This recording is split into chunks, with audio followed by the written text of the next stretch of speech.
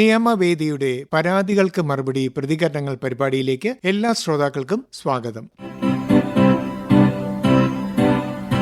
ഇന്ന് ഉൾപ്പെടുത്തുന്ന ആദ്യത്തെ കത്ത് തൃശൂർ നെല്ലായിൽ നിന്നും പോൾസൺ CO അയച്ചതാണ്. 2014 ജനുവരി 9 ഞാനും സുഹൃത്തും കൂടി ദേശീയപാതയിലൂടെ സഞ്ചരിക്കുമ്പോൾ ഞങ്ങൾ സഞ്ചരിച്ചിരുന്ന ഇരുചക്ര വാഹനത്തിൽ ലോറി വന്നിടിക്കുകയും തുടർന്ന് ഞാൻ ബോധരഹിതനാകുകയും ചെയ്തു. 3 ദിവസം ബോധരഹിതനായ എനിക്ക് 7ഓളം ഓപ്പറേഷനുകൾ വേണ്ടിവന്നു. ഒരു കണ്ണിന്റെ കാഴ്ചയും ചെവിയുടെ കേൾവിയും നഷ്ടമായി. മൂക്കിന്റെ വിവേചന ശേഷിയും നഷ്ടപ്പെട്ടു. ഇയർ ബാലൻസിംഗും നഷ്ടപ്പെട്ടു. ഇപ്പോൾ തുടർച്ചയായി അപസ്മാരവും വരുന്നുണ്ട്. 2 വർഷം മുമ്പ് ഇൻഷുറൻസ് തുകയായ 23 ലക്ഷം രൂപ അനുവദിച്ചിരുന്നു. എന്റെ അച്ഛൻ വക്കീലുമായി സംസാരിച്ച് അച്ഛന്റെയും അമ്മയുടെയും എന്റെയും പേരിൽ ജോയിന്റ് അക്കൗണ്ട് ഉണ്ടാക്കി അതിൽ നിക്ഷേപിച്ചിരിക്കുകയാണ്. അതിന് അവർ കാരണം പറയുന്നത് ഞാൻ മദ്യപിക്കും, പണം ദുരുപയോഗം ചെയ്യും എന്നൊക്കെയാണ്. ഇതെല്ലാം പറഞ്ഞാണ് കോടതിയെ തെറ്റിദ്ധരിപ്പിച്ച് തുക നിക്ഷേപിച്ചിരിക്കുന്നത്. എന്റെ ചികിത്സാ ചെലവിന് പോലും ഇപ്പോൾ പണം പിൻവലിക്കാൻ അവർ സമ്മതിക്കുന്നില്ല. അപസ്മാരം ഉള്ളതിനാൽ ജീവിതകാലം മുഴുവൻ കഴിക്കേണ്ട ഗുളികകൾ ഉണ്ട്. എന്റെ അക്കൗണ്ടിൽ നിന്ന് ചികിത്സയ്ക്ക് വേണ്ടിയുള്ള പണം പിൻവലിക്കുന്നതിനും അല്ലെങ്കിൽ എന്റെ പേരിലേക്ക് എന്റെ തുക മാറ്റുന്നതിനും ഞാൻ എന്താണ് ചെയ്യേണ്ടത്? പണമില്ലാത്തതിനാൽ വളരെ ബുദ്ധിമുട്ടിയാണ് എന്റെ ജീവിതം മുന്നോട്ടു പോകുന്നത്. താങ്കൾ കത്തിലൂടെ ചോദിച്ചിരിക്കുന്ന നിയമോപദേശത്തിന് ഒരു മറുപടിക്കായി ഞങ്ങൾ സമീപിച്ചത് ഹൈക്കോടതി അഭിഭാഷകനായ രാജേഷ് R. പിള്ളയെയാണ്. അദ്ദേഹം നൽകുന്ന ഉപദേശം ഇനി കേൾക്കാം. കത്ത് സശ്രദ്ധം വായിച്ചു. കത്തിൽ പറഞ്ഞിരിക്കുന്ന നിയമ പ്രശ്നം മനസ്സിലാക്കി. ഒരു വാഹനാപകടത്തിൽ പരിക്ക് പറ്റിയതിന് നഷ്ടപരിഹാരമായി കിട്ടിയ തുക അച്ഛന്റെയും അമ്മയുടെയും അതുപോലെ ചോദ്യകർത്താവിന്റെയും കൂട്ടായ പേരിലുള്ള ബാങ്ക് അക്കൗണ്ടിലാണ് നിക്ഷേപിച്ചിരിക്കുന്നതെന്നും തന്റെ ചികിത്സയ്ക്ക് പോലുമുള്ള പണം ആ അക്കൗണ്ടിൽ നിന്ന് പിൻവലിക്കുന്നതിന് ബുദ്ധിമുട്ടായിക്കൊണ്ടിരിക്കുകയാണെന്നുമാണ് കത്തിലെ പരാമർശിച്ചിരിക്കുന്ന വിഷയം. ഇതില് സാധാരണ മോട്ടോർ അപകടം പറ്റിയാൽ ഇതുപോലുള്ള നഷ്ടപരിഹാരം അതിൽ പരിക്കേറ്റവർക്ക് കോടതി അനുവദിച്ച് നൽകാറുണ്ട്. അങ്ങനെ അനുവദിച്ച് നൽകുമ്പോൾ ഹർജിക്കാർ, അതിലെ പരാതിക്കാർ മൈനറുകളോ അല്ലെങ്കിൽ മാനസിക വെല്ലുവിളികൾ നേരിടുന്നവരോ ഒക്കെ ആണെങ്കിൽ ആണ് കൂടുതലായും ഇതുപോലെ ജോയിന്റ് അക്കൗണ്ടിൽ ഒക്കെ പൈസ നിക്ഷേപിക്കാൻ കോടതി ഉത്തരവിടാറ്. ചോദ്യകർത്താവിന്റെ കേസിൽ അദ്ദേഹത്തിന്റെ ഒരു പ്രത്യേക ശീലം കൊണ്ടാണ് അങ്ങനെ പൈസ ഡെപ്പോസിറ്റ് ചെയ്തിട്ടുള്ളതെന്ന് മനസ്സിലാക്കുന്നു. കോടതി അങ്ങനെ ഒരു ഉത്തരവ് ഇടുകയാണെങ്കിൽ തീർച്ചയായിട്ടും അതിനെപ്പറ്റി വ്യക്തമായ അന്വേഷണം നടത്തി കോടതിക്ക് വിശ്വാസമുണ്ടെങ്കിൽ മാത്രമേ ജോയിന്റ് അക്കൗണ്ടിലേക്ക് പൈസ നിക്ഷേപിക്കാൻ ആവശ്യപ്പെടുകയുള്ളൂ. ഇപ്പോൾ ഒരു മോട്ടോർ ആക്സിഡന്റ്സ് ക്ലെയിംസ് ട്രിബ്യൂണൽ എന്ന കോടതിയുടെ ഉത്തരവിൻ പ്രകാരമാണ് ജോയിന്റ് അക്കൗണ്ടിലേക്ക് പൈസ നിക്ഷേപിക്കപ്പെട്ടിട്ടുള്ളത്. ഇനി ആ പൈസ അതിൽ നിന്നും മാറ്റി കിട്ടണമെങ്കിൽ അതേ കോടതിയുടെ തന്നെ ഒരു ഉത്തരവ് ഉണ്ടെങ്കിൽ മാത്രമേ സാധിക്കുകയുള്ളൂ. പക്ഷേ നിങ്ങൾ ഇതൊരു നിയമപ്രശ്നത്തെക്കാൾ കൂടുതൽ ഒരു കുടുംബ പ്രശ്നമായി മാറാതിരിക്കുന്നതിന് വേണ്ടിയിട്ട് നിങ്ങളുടെ കുടുംബത്തിലെ തലമൂത്ത ആരെങ്കിലുമായി വിഷയം ചർച്ച ചെയ്ത് അച്ഛനോടും അമ്മയോടും ഒരു സമവായത്തിലൂടെ നിങ്ങളുടെ ചികിത്സയ്ക്ക് ആവശ്യമായ പണം അതിൽ നിന്ന് പിൻവലിക്കാനുള്ള മാർഗങ്ങൾ തേടേണ്ടതായിരിക്കും അഭികാമ്യം എന്ന് തോന്നുന്നു. കാരണം അച്ഛനും അമ്മയ്ക്കും എതിരെ കോടതിയെ സമീപിച്ചാൽ തന്നെ അത് കുടുംബാന്തരീക്ഷത്തിൽ ഒത്തിരി ബുദ്ധിമുട്ടുണ്ടാക്കും. പ്രത്യേകിച്ചും നിങ്ങൾക്ക് ഒരു കണ്ണിന്റെ കാഴ്ചയും മണം തിരിച്ചറിയാനുള്ള കഴിവുമില്ലാതിരിക്കുന്ന അപസ്മാര രോഗമുള്ള അവസ്ഥയിൽ നിങ്ങളെ പരിരക്ഷിക്കുന്നതിന് ആവശ്യമായ സഹായം വളരെയധികം അത്യാവശ്യമാണ്. ഒരു നിയമ നടപടിയിലൂടെ ചിലപ്പോൾ നിങ്ങൾക്ക് ആവശ്യമായ പണം കിട്ടിയേക്കാം. പക്ഷേ അത് കുടുംബ ബന്ധങ്ങളിൽ വല്ലാത്ത വിള്ളലുകൾ ചിലപ്പോൾ ഉണ്ടാക്കിയേക്കും. തീർച്ചയായും ഒരു മകന്റെ ചികിത്സയ്ക്ക് അതിൻ്റെ ഉത്തരവാദിത്വവും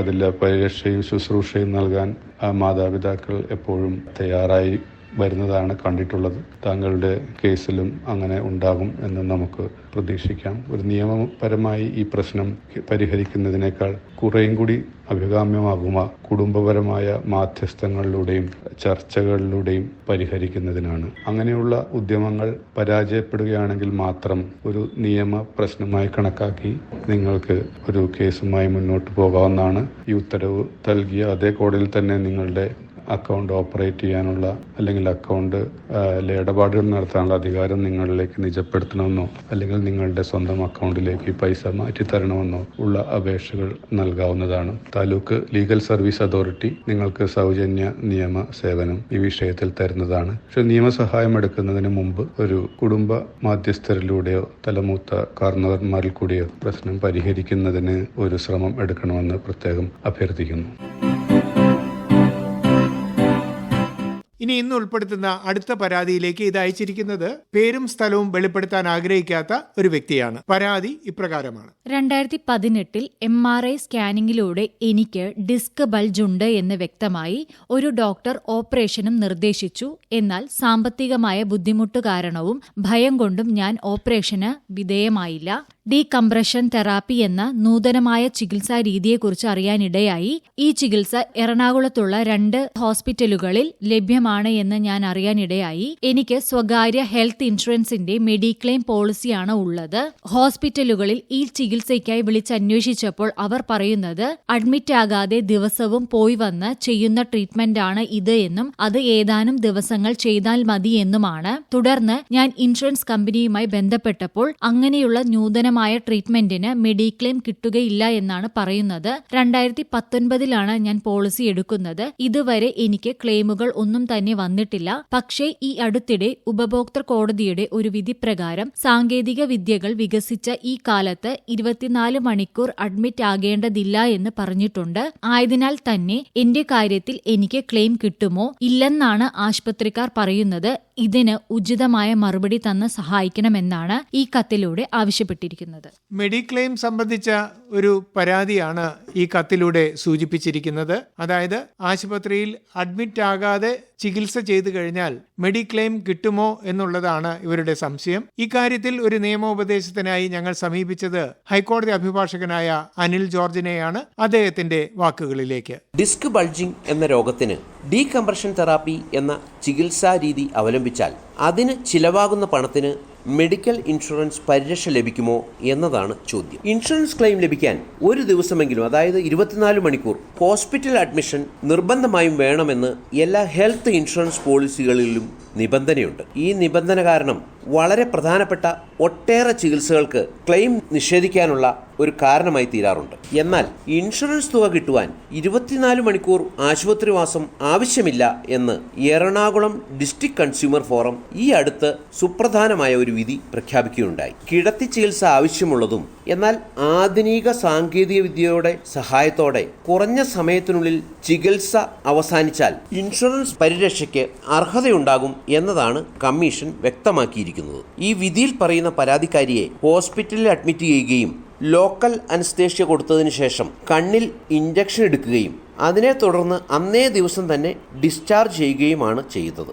ഇൻഷുറൻസ് റെഗുലേറ്ററി അതോറിറ്റിയുടെ ഗൈഡ് ലൈൻ പ്രകാരം ഈ ഇഞ്ചക്ഷൻ പോലെയുള്ള ഡേ കെയർ പ്രൊസീജിയറിന് ഇൻഷുറൻസ് പരിരക്ഷയിൽ നിന്നും ഒഴിവാക്കരുത് എന്ന് വ്യക്തമായി പറഞ്ഞിട്ടുണ്ട്. എന്നാൽ ഇപ്പോൾ ലഭിച്ചിരിക്കുന്ന ഈ പരാതിയിൽ പറഞ്ഞിട്ടുള്ള ചികിത്സ പ്രഥമ ദൃഷ്ടിയിൽ ഔട്ട് പേഷ്യൻ്റായി ചെയ്യാവുന്ന ഒന്നാണ് എന്ന് മനസ്സിലാക്കുന്നത്. പരാതിക്കാരുടെ ഇൻഷുറൻസിൽ പ്രത്യേകമായി എന്തെങ്കിലും പറയുന്നുണ്ടെങ്കിൽ മാത്രമേ ഇൻഷുറൻസ് പരിരക്ഷ ലഭിക്കുകയുള്ളൂ എന്ന് വേണം മനസ്സിലാക്കാൻ. ഇതിൽ നമ്മൾ അറിഞ്ഞിരിക്കേണ്ട ഒരു കാര്യം, ആധുനിക സാങ്കേതിക വിദ്യയുടെ പുരോഗതിയെ തുടർന്ന് പല ഹോസ്പിറ്റൽ അഡ്മിഷൻ വേണ്ട ചികിത്സകളും ഇപ്പോൾ ഡേ കെയർ പ്രൊസീജിയറായി വളരെ ലളിതമായി ചെയ്തു വരുന്നു.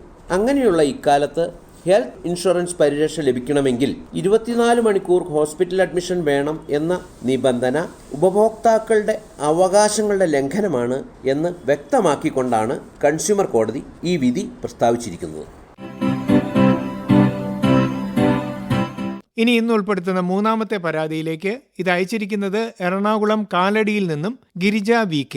എനിക്ക് ആധാരം എഴുത്ത് ജോലിയായിരുന്നു. 34 വർഷത്തോളം പെരുമ്പാവൂർ സബ് രജിസ്ട്രാർ ഓഫീസിന്റെ അധികാര പരിധിയിൽ ആധാരം എഴുത്ത് ജോലി ചെയ്തിരുന്നു. ശരീരസുഖമില്ലാത്തതിനാൽ ഇപ്പോൾ ജോലി നിർത്തേണ്ടി വന്നു. തുടർന്ന് ബന്ധപ്പെട്ട വകുപ്പിൽ പെൻഷനു വേണ്ടി അപേക്ഷിച്ചു. എന്നാൽ കാലതാമസം നേരിട്ടു. ഇത് കാണിച്ച് ഞാൻ നിയമവേദിയിലേക്ക് ഒരു കത്തയച്ചിരുന്നു. നിയമവേദി അന്വേഷണം നടത്തി ഒരു മാസത്തിനകം 2023 മാർച്ച് മാസം മുതൽ 2023 നവംബർ മാസം വരെയുള്ള 9 മാസത്തെ കുടിശ്ശിക പെൻഷനായ 18,000 രൂപ എനിക്ക് ലഭിക്കുകയും ചെയ്തു. തുടർന്നുള്ള പെൻഷൻ അക്കൗണ്ടിൽ വരുമെന്നാണ് പറഞ്ഞിരുന്നത്.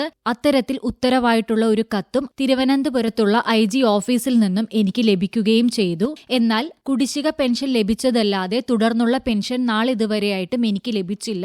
ആയതിനാൽ എന്തുകൊണ്ടാണ് തുടർ പെൻഷൻ ലഭിക്കാത്തത് എന്ന് നിയമവേദി അന്വേഷണം നടത്തി പറഞ്ഞു തരണമെന്നാണ് കത്തിലൂടെ ആവശ്യപ്പെട്ടിരിക്കുന്നത്. താങ്കളുടെ പരാതിയുടെ അടിസ്ഥാനത്തിൽ തിരുവനന്തപുരത്തുള്ള രജിസ്ട്രേഷൻ ഇൻസ്പെക്ടർ ജനറൽ ഓഫീസിൽ നിയമവേദി ഒരു അന്വേഷണം നടത്തിയിരുന്നു. ഞങ്ങളുടെ അന്വേഷണത്തിൽ വ്യക്തമായത് താങ്കളുടെ പേരിനോട് സാമ്യമുള്ള മറ്റൊരാളുടെ പേരുമായി ഒരു ആശയക്കുഴപ്പം ഉണ്ടായതിനാലാണ് താങ്കളുടെ പെൻഷൻ ലഭിക്കാനുള്ള കാലതാമസം ഉണ്ടായത് എന്നാണ് അവർ വ്യക്തമാക്കിയത്. നിയമവേദി താങ്കളുടെ പരാതി വീണ്ടും ലഭിച്ചതായി സൂചിപ്പിച്ചതിന്റെ അടിസ്ഥാനത്തിൽ അവർ രേഖകളെല്ലാം പരിശോധിച്ച് ആ തെറ്റുകൾ തിരുത്തുകയും താങ്കൾക്ക് 7 മാസത്തെ പെൻഷൻ തുകയായ 14,000 രൂപയുടെ ഒരു ചെക്ക് ഇതിനകം തന്നെ അയച്ചിട്ടുണ്ട് എന്നാണ് ബന്ധപ്പെട്ട അധികാരികൾ നിയമവേദിയോട് വ്യക്തമാക്കിയത്. ഇനി തുടർന്നുള്ള മാസങ്ങളിൽ താങ്കൾക്ക് കൃത്യമായി പെൻഷൻ തുക ലഭിക്കും എന്നുള്ള ഒരു ഉറപ്പുകൂടി അവർ നൽകിയിട്ടുണ്ട്.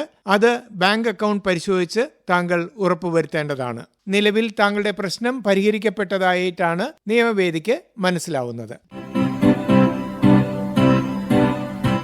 അടുത്തത് ഒരു പ്രതികരണമാണ്. ഇത് അയച്ചിരിക്കുന്നത് ഭാസ്കര പെരുമാൾ VM. വളരെ വിശദമായുള്ള ഒരു പ്രതികരണമാണ് അദ്ദേഹം അയച്ചിരിക്കുന്നത്. അതിന്റെ പ്രസക്ത ഭാഗങ്ങൾ മാത്രമേ ഞങ്ങൾ വായിക്കുന്നുള്ളൂ. മെഡിസെപ്പ് സംബന്ധിച്ച് ഞാൻ അയച്ച ഒരു കത്തിന് 2024 മെയ് 15 തീയതി നിയമവേദിയിലൂടെ ഒരു മറുപടി ലഭിക്കുകയുണ്ടായി. എന്റെ കത്ത് വായിച്ചതിനും ഉചിതമായ മറുപടി തന്നതിനും നിയമവേദിയെ അഭിനന്ദിക്കുകയാണ് ഞാൻ. ഇതിനു മുൻപും ഞാൻ നിയമവേദിയിലേക്ക് കത്തുകൾ എഴുതിയിട്ടുണ്ട്.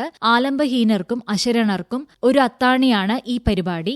മെഡിസെപ്പ് സംബന്ധിച്ച് ഞാൻ അയച്ച കത്തിന് വളരെ വിശദമായി തന്നെയാണ് നിയമവേദിയിലൂടെ മറുപടി തന്നത്. മെഡിസെപ്പിൽ എങ്ങനെയാണ് പരാതി നൽകേണ്ടതെന്നും എങ്ങനെയാണ് അപ്പീലുകൾ കൊടുക്കേണ്ടത്, അപ്പീലുകൾക്കൊന്നും തന്നെ വിശദമായ മറുപടി ലഭിച്ചില്ല എങ്കിൽ ഓംബുഡ്സ്മാനെ എങ്ങനെ സമീപിക്കാം, മെഡിസെപ്പ് സംബന്ധിച്ച് പരാതി കൊടുക്കുമ്പോൾ ആശുപത്രി അധികൃതർ എന്തൊക്കെ ചെയ്യണം, ഇൻഷുറൻസ് കമ്പനി എത്ര ദിവസത്തിനുള്ളിൽ തീരുമാനമെടുക്കണം തുടങ്ങി ഞാൻ ചോദിച്ച എല്ലാ കാര്യങ്ങളും വളരെ വിശദമായി തന്നെ നിയമവേദിയിലൂടെ പറഞ്ഞു തരികയുണ്ടായി. മെഡിസെപ്പ് സംബന്ധിച്ച് നിയമവേദിയിലൂടെ പറഞ്ഞു തന്ന എല്ലാ കാര്യങ്ങളും എനിക്ക് മാത്രമല്ല മെഡിസെപ്പിന്റെ ഗുണഭോക്താക്കൾക്കെല്ലാം തന്നെ ഉപകാരപ്രദമാകുന്നതായിരുന്നു. മെഡിസെപ്പ് സംബന്ധിച്ച് എന്തൊക്കെ കാര്യങ്ങൾ അറിയാതിരുന്നോ അതെല്ലാം ഈ മറുപടിയിലൂടെയാണ് ഞങ്ങൾക്ക് മനസ്സിലായത്. അതിനാൽ തന്നെ വ്യക്തമായ മറുപടി തന്ന് ഞങ്ങളെ സഹായിച്ച നിയമവേദിക്ക് ഒരിക്കൽ കൂടി നന്ദി അറിയിക്കുന്നു. താങ്കൾ കത്തിൽ സൂചിപ്പിച്ചതുപോലെ വളരെ വിശദമായി തന്നെ മെഡിസെപ്പുമായി ബന്ധപ്പെട്ട കാര്യങ്ങൾ അന്ന് നിയമവേദിയിലൂടെ പ്രക്ഷേപണം ചെയ്തിരുന്നു. തീർച്ചയായിട്ടും അത് ജനങ്ങൾക്ക് അറിയേണ്ട വിവരങ്ങൾ വളരെ വ്യക്തമായി നിയമവേദിയിലൂടെ പറഞ്ഞു തരാൻ ഞങ്ങളെ സഹായിച്ച ഉദ്യോഗസ്ഥർക്കും ബന്ധപ്പെട്ട ആളുകൾക്കും ഞങ്ങൾ ഈ നന്ദി കൈമാറുന്നു. തുടർന്നും നിയമവേദിയിലൂടെ ഇത്തരം സംശയങ്ങൾക്ക് മറുപടി നൽകുന്നതാണ് എന്നുള്ള ഒരു ഉറപ്പുകൂടി നിയമവേദി ശ്രോതാക്കൾക്ക് നൽകുന്നു. ലീഗൽ സർവീസസ് അതോറിറ്റി അല്ലെങ്കിൽ നിയമസഹായ സമിതി ഓരോ സംസ്ഥാനത്തും നിലവിലുണ്ട്. ജില്ലകൾ തോറും അതേപോലെ തന്നെ താലൂക്ക് അടിസ്ഥാനത്തിലും ഈ സമിതി പ്രവർത്തിക്കുന്നുണ്ട്. ഇനി ലീഗൽ സർവീസസ് അതോറിറ്റിയെ കുറിച്ച് എറണാകുളം ജില്ലാ ലീഗൽ സർവീസസ് അതോറിറ്റി മുൻ സെക്രട്ടറി രഞ്ജിത്ത് കൃഷ്ണൻ N സംസാരിക്കുന്നു. മനുഷ്യർ ഭിന്ന സ്വഭാവക്കാരാണ്, ഭിന്ന അഭിപ്രായക്കാരും. തർക്കങ്ങളും കലഹങ്ങളും അവർക്കിടയിൽ ഉണ്ടാവുക എന്നുള്ളത് സ്വാഭാവികമാണ്. പ്രാചീന കാലത്ത് ഗോത്രവർഗങ്ങൾക്കിടയിൽ തർക്കങ്ങൾ കലാപങ്ങളായി മാറുക പതിവായിരുന്നു. പിന്നീട് ഗോത്രസഭകളും മറ്റുമുണ്ടായി. പിൽക്കാലത്ത് ഇന്ന് കാണുന്ന കോടതികൾ രൂപപ്പെട്ടു. ഭരണരീതിയും സംസ്കാരവും മാറുന്നതനുസരിച്ച് നിയമങ്ങളും കോടതികളും മാറി മാറി വന്നു. എന്നാൽ കേസുകൾ പറഞ്ഞ് ഒത്തുതീർപ്പാക്കുക എന്നതിൻ്റെ പ്രാധാന്യം ഇതുകൊണ്ടൊന്നും കുറയുന്നില്ല. നീണ്ടു നിൽക്കുന്ന വ്യവഹാരങ്ങളുടെ ഫലമായി സാമ്പത്തികമായും മാനസികമായും ഭൗതികമായും തകർന്ന എത്രയോ ആളുകൾ നമുക്കിടയിൽ ഇന്നും ജീവിക്കുന്നുണ്ട്. പറഞ്ഞു തീർക്കാവുന്ന നിസ്സാര പ്രശ്നങ്ങൾ പോലും കോടതികളിലെത്തിക്കുകയും അവിടെ വർഷങ്ങൾ നീണ്ടു നിൽക്കുന്ന വ്യവഹാരങ്ങളിൽ ഏർപ്പെടുകയും ചെയ്യുന്ന പ്രവണത ആവുന്നത്ര കുറയ്ക്കേണ്ടിയിരിക്കുന്നു. സ്വാതന്ത്ര്യം കിട്ടി നമുക്ക് സ്വന്തമായി ലിഖിതമായ ഒരു ഭരണഘടന നിലവിൽ വന്നു. നമ്മുടെ ഭരണഘടനയുടെ ഏറ്റവും വലിയ പ്രത്യേകത എന്നുള്ളത് നിയമത്തിൻ്റെ മുമ്പിലെ തുല്യതയും നിയമത്തിൻ്റെ തുല്യ പരിരക്ഷയും. അത് ഒരു ഇന്ത്യൻ പൗരന്റെ മൗലിക അവകാശമായി വിവക്ഷിക്കപ്പെട്ടിരിക്കുകയാണ്. നീതി ലഭ്യമാക്കുന്നതിൽ നിന്ന് ഏതൊരു കാരണവശാലും ഒരു വ്യക്തി പിന്തള്ളപ്പെട്ട് പോകരുത് എന്ന് നമ്മുടെ ഭരണഘടനയിൽ പ്രത്യേകമായി പറയുന്നുണ്ട്. എന്നിരിക്കലും സാമ്പത്തികമായും സാമൂഹ്യമായും വിദ്യാഭ്യാസപരവും വ്യക്തിഗതമായ കാരണങ്ങളാൽ നീതിന്യായ സംവിധാനങ്ങളെ സമീപിക്കുവാനും നീതിന്യായ അവകാശം സ്ഥാപിച്ചെടുക്കാനും പലർക്കും കഴിയാറില്ല. ഇത് പരിഹരിക്കാനാണ് ഇന്ത്യൻ പാർലമെന്റ് 1987 നിയമ സേവന അതോറിറ്റി നിയമം, ഇംഗ്ലീഷിൽ ലീഗൽ സർവീസ് അതോറിറ്റീസ് ആക്ട് എന്ന നിയമം കൊണ്ടുവന്നത്. നിയമസേവന അതോറിറ്റി നിയമം നടപ്പാക്കുന്നതിനായി വിവിധ അതോറിറ്റികളെ നിയമിക്കാൻ ഈ നിയമം അനുശാസിക്കുന്നുണ്ട്. കേന്ദ്രതലത്തിലും സംസ്ഥാന തലത്തിലും ജില്ലാതലത്തിലും ഇതിൻ്റെ അതോറിറ്റികൾ പ്രവർത്തിക്കുന്നുണ്ട്. സുപ്രീം കോടതി നിയമസേവന സമിതി, ഹൈക്കോടതി നിയമസേവന സമിതി, താലൂക്ക് നിയമസേവന സമിതി എന്നിങ്ങനെ വിവിധ സമിതികളും നിലവിൽ വന്നിട്ടുണ്ട്. ജില്ലാ അതോറിറ്റിയും താലൂക്ക് കമ്മിറ്റികളും പ്രവർത്തിക്കുന്നത് അതാത് ജില്ലാ താലൂക്ക് ആസ്ഥാനങ്ങളിലെ കോടതികളുമായി ചേർന്നാണ്. സംസ്ഥാനത്തെ നിയമസേവന പ്രവർത്തനങ്ങൾ നടപ്പിലാക്കുന്നത് സംസ്ഥാന നിയമസഹായ അതോറിറ്റിയുടെ നേതൃത്വത്തിലാണ്. ഈ നിയമത്തിന്റെ 12-ാം വകുപ്പ് പ്രകാരം വിവിധ വിഭാഗങ്ങൾക്ക് സൗജന്യ നിയമസഹായം ലഭിക്കുന്നതാണ്.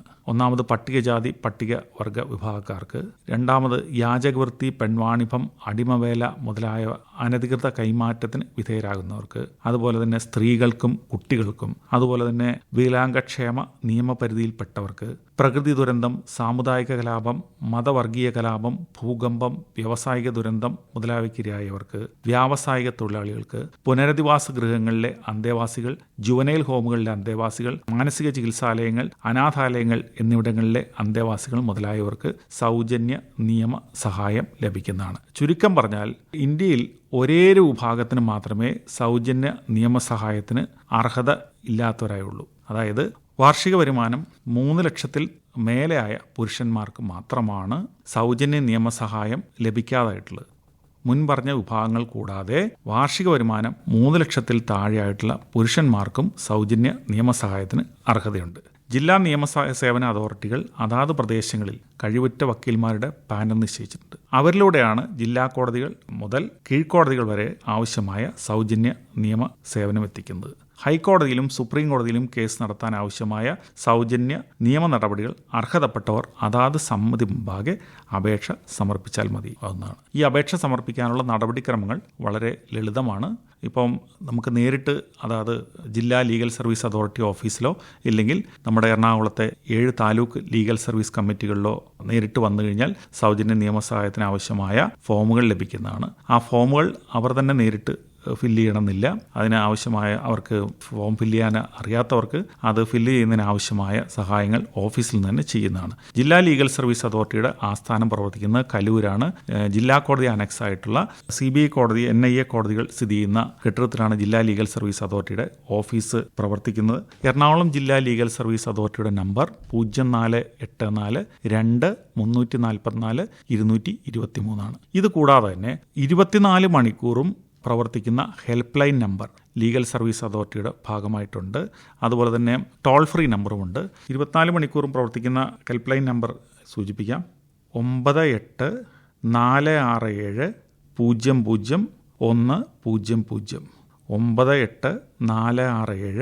9846700100. അതുപോലെ തന്നെ ടോൾ ഫ്രീ നമ്പറായ 1510 സൗജന്യ നിയമസഹായത്തിനായി വിളിക്കാവുന്നതാണ്. അപ്പോൾ ഇത് ഏത് തരത്തിലുള്ള വ്യവഹാരം കോടതികളിൽ നടത്തുന്നതിനോ ഇല്ലെങ്കിൽ കോടതികളിൽ വരുന്നതിന് മുമ്പ് അത് നമുക്ക് തീർപ്പാക്കാൻ താല്പര്യമുള്ളവരാണെങ്കിൽ അതിനാവശ്യമായ സംവിധാനവും അവിടെ ചെയ്തിട്ടുണ്ട്. അദാലത്ത് എന്നുള്ള സംവിധാനവും ചെയ്തിട്ടുണ്ട്. ഇത്തരം നിയമപരമായ എന്താവശ്യങ്ങൾക്കും നിങ്ങൾക്ക് മുൻപറഞ്ഞ നമ്പറിൽ ബന്ധപ്പെടാവുന്നതാണ്. അതുപോലെ തന്നെ ലീഗൽ സർവീസ് അതോറിറ്റിയുടെ മറ്റൊരു പ്രധാനപ്പെട്ട പ്രവർത്തനമാണ് ലോക് അദാലത്ത് എന്നുള്ളത്. കോടതികളിലൂടെ എല്ലായ്പ്പോഴും എല്ലാത്തരം കേസുകളും പരിപൂർണമായി തീർപ്പ് കൽപ്പിക്കപ്പെടുക സാധ്യമല്ല. ഒരു വ്യവഹാരമോ ക്രിമിനൽ കേസോ തുടർന്നു പോകുന്നത് വർഷങ്ങളോളമാണ്. അതിൻ്റെ പ്രധാന കാരണം ജനസംഖ്യാ വർധനവും കോടതികളുടെ എണ്ണക്കുറവും മറ്റുമാണ്. നിയമസാക്ഷരതയ്ക്കും നിയമസേവനത്തിനും പുറമെ വിവിധ തലങ്ങളിൽ നീതിന്യായ തർക്കങ്ങൾ പരിഹരിക്കാനായി ഏർപ്പെടുത്തുന്ന ലോക് അദാലത്തുകളാണ് നിയമസേവന അതോറിറ്റിയുടെ സവിശേഷമായ പ്രവർത്തന മേഖല. ലോക് അദാലത്തിന്റെ നടപടിക്രമം വളരെ ലളിതമാണ്. അപേക്ഷ ലഭിച്ചാൽ തർക്കകക്ഷികൾക്ക് സ്വീകാര്യവും സംയോജിതവും രമ്യവുമായ പരിഹാരത്തിന് അദാലത്ത് ശ്രമം നടത്തും. സാമാന്യ നീതിയുടെയും നീതിപൂർവമായ സമത്വത്തിന്റെയും വിവേചന ബുദ്ധിയുടെയും അടിസ്ഥാനത്തിൽ പരസ്പര ധാരണയിലൂടെ ഒരു തീരുമാനത്തിൽ എത്തിച്ചേരുകയാണ് ലോക് അദാലത്ത് ചെയ്യുക. ലോക് അദാലത്തിന്റെ തീർപ്പ് പ്രഖ്യാപിക്കപ്പെട്ട് കഴിഞ്ഞാൽ ആ തീർപ്പിന് ഒരു സിവിൽ കോടതി വിധിയുടെ മൂല്യവും നിർവഹണക്ഷമതയും ലഭ്യമാകും. കോടതികളിൽ നിലവിലുള്ള കേസുകൾ ലോക് അദാലത്തിലൂടെ ഒത്തുതീർന്നാൽ അടച്ചിട്ടുള്ള കോർട്ട് ഫീസ് തിരികെ കിട്ടും. അതുമാത്രമല്ല, ഇതിൻ്റെ ഒരു പ്രധാനപ്പെട്ട പ്രത്യേകത എന്നുള്ളത് ലോക് അദാലത്തിൻ്റെ തീർപ്പ് എന്നുള്ളത് അന്തിമമാണ്. അത് സുപ്രീം കോടതിയിൽ പോലും അതിനെ ചോദ്യം ചെയ്യാൻ സാധ്യമല്ലാത്തതാണ്. ലീഗൽ സർവീസസ് അതോറിറ്റിയെക്കുറിച്ച് ഇതുവരെ സംസാരിച്ചത് എറണാകുളം ജില്ലാ ലീഗൽ സർവീസസ് അതോറിറ്റി മുൻ സെക്രട്ടറി രഞ്ജിത്ത് കൃഷ്ണൻ N. നിയമവേദിയുടെ പരാതികൾക്കു മറുപടി പ്രതികരണങ്ങൾ ഇവിടെ സമാപിക്കുകയാണ്. നിർവഹണം TP രാജേഷ്. സഹായം നീതി MS. നിയമവേദി അവതരണം ആകാശവാണി കൊച്ചി FM 102.3. ഈ പരിപാടിയിലേക്ക് കത്തുകൾ അയക്കേണ്ട വിലാസം: പരാതികൾക്കു മറുപടി പ്രതികരണങ്ങൾ, care of station director, Akashvani Kochi 21. നിയമവേദി ബുധനാഴ്ചകളിൽ രാവിലെ 8:05 ഞായറാഴ്ചകളിൽ രാത്രി 9:30. ഓരോ ആഴ്ചയിലും പ്രക്ഷേപണം ചെയ്യുന്ന നിയമവേദി പരാതികൾക്ക് മറുപടി പ്രതികരണങ്ങൾ കേൾക്കുന്നതിനായി Akashvani Kochi FM YouTube channel സന്ദർശിക്കുക. മുൻ ആഴ്ചകളിലെ പരിപാടികളും അവിടെ ലഭ്യമാണ്.